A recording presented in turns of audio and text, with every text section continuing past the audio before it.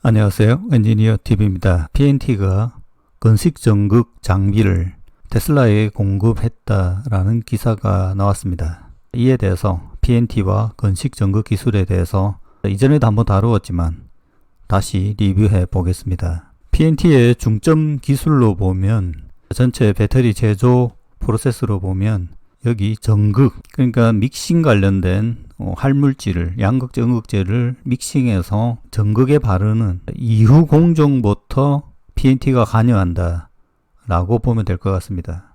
여기 보면 보통 롤러가 나오고요. 이 롤러를 이용한 기술이 PNT의 핵심 기술입니다. 이 한국 3사에 대부분 공급하고 있습니다. 조립 공정도 일부 있고요. 코팅, 아변, 슬리팅, 노칭까지 전극 공정, 조립 공정, 이렇게 전체 공정으로 보면 앞부분을 담당하고 있는 기업이 PNT입니다. 그리고 이 롤을 제작하고 롤의 정렬도가 맞아야 되고 이런 부분들이 쉽지 않은 기술입니다. 그래서 PNT가 아주 핵심적인 기술로 많은 수주를 보유한 그런 기업입니다. 건식 전극에서 보면 테슬라의 실제 건식 전극 공정이 공개된 적은 없습니다. 간이 테스트 장비만 나왔는데요. 아래가 건식이 아닌 습식 방식의 문제이고 여기에서는 유해가스가 나온다라는 거, 그리고 열을 가해야 된다라는 부분이 이제 차이가 있는 거죠. 그리고 공정의 길이가 상당히 길어져야 합니다.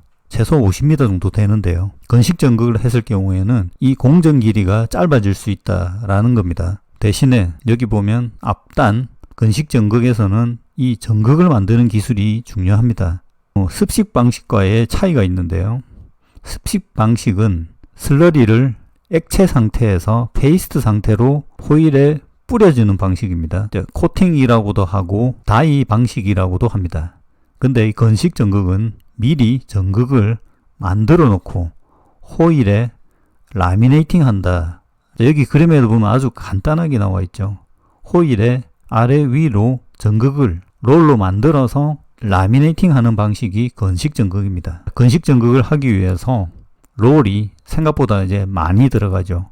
이렇게 롤을 이용한 설비들의 기술 강점이 있는 기업이 PNT입니다. 여기 그림에도 보면 드라이 프로세스를 거친 전극을 하나를 따로 만들고, 그리고 여기서는 알루미늄 호일이죠. 전극을 필름 상태로 미리 만들었기 때문에 그 다음 단계에서는 두 필름을 칼렌더링, 라미네이션 눌러서 붙이는 과정만 거치면 최종적으로 배터리 전극이 만들어지게 되는 겁니다. 사실 건식 전극 기술은 설비 기술이라기보다는 소재를 다루는 기술이 중요하고, 여기 그림에서도 보듯이 일정한 점도와 속도, 이런 것들이 중요하죠.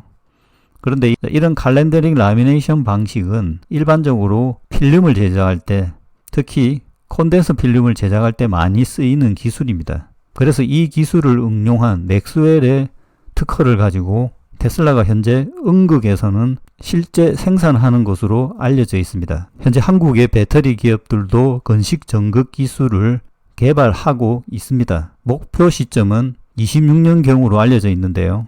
한국 기업들이 이렇게 느린 이유는 건식 전극 방법이 어렵기도 하지만 비용적인 측면, 대량 생산적인 측면에서 여러 가지를 고려하고 있기 때문입니다. 현재 테슬라의 건식 전극이 얼마나 비용적으로 절감이 가능한지, 수율이 얼마인지는 정확하게 알려져 있지는 않지만 대략 유추는 가능합니다. 그리고 건식 전극을 이용하면 전극의 두께를 두껍게 할 수 있는데요. 일단 전극을 두껍게 하면 후반부 조립이 간단해지고 효율성이 높아지기 때문에, 조립 비용 및 효율성이 높아지기 때문에 건식 전극 기술은 아주 유용한 기술임에는 틀림없습니다. 건식 전극 장비는 PNT만 하는 것은 아니고요. 이와 유사한 공정을 하는 기업들이 CIS, PNT, 윤성 FC도 있습니다. 이것은 21년 기사고, 윤성 FAC도 건식 전극 제조 장치를 이전부터 개발하고 있습니다. 앞부분에 봤듯이 건식 전극 장비들은 롤 기술이 중요한데요. 이 부분에 대해서는 PNT가 더 전문적인 기업이다. 그래서 테슬라가 선택했다. 이렇게 추정할 수도 있겠습니다. 최근에 LG엔솔이 테슬라에게 6조 규모의 전극을 공급하겠다. 이 부분이 수주가 되었죠. 이 부분에서 여러 가지 의문들이 있는데요. 일단 여기에 전극은 거의 양극인 것으로 알고 있습니다. 현재 테슬라는 양극에서 건식 전극을 하고 있지는 못하고요. 음극에서 하고 있는데 이 생산량도 크게 많지는 않습니다. 자, 그 현황이 이 표죠. 현재 조립 라인이 4개가 있는데 코팅 라인은 1개만 가동 중이다라는 겁니다. 극판의 캐파와 조립 라인의 캐파가 어떻게 연결되는지는 모르겠지만 LG엔솔의 수주 규모로 보기에는 양극은 대부분 LG엔솔한테 받는다 라고 추정할 수 있습니다.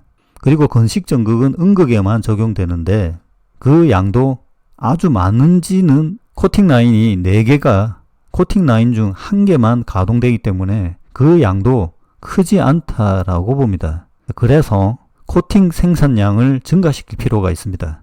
대량 생산을 위한 장비의 개선이 필요했을 것입니다. 그래서 PNT가 선택된 것이 아닌가 라고 생각이 듭니다. 테슬라에서 공개된 영상은 양극 쪽 급판만 보여주는데요. 저는 이 설비는 건식이라기보다는 습식에 가깝다라고 추정합니다. 그리고 최근에 공장 사진에서 음극에 대한 롤이 나왔죠.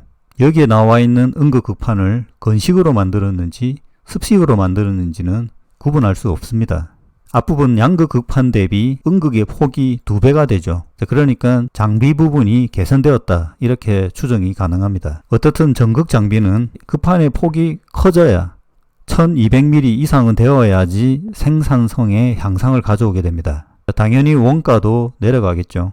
여기 폐기되는 음극 롤의 사례로 봐서도 추정해보면 양극 쪽보다는 음극 건식 전극은 테슬라가 하겠다라는 의지가 있다라고 보여지고 현재 많은 테스트가 이루어지는 과정에서 불량 전극이 나온 게 아닌가라고 추정할 수 있겠습니다. 그러니까 양극 쪽에서는 건식 전극이 아직 성공했다라는 증거는 아직 보이지는 않습니다.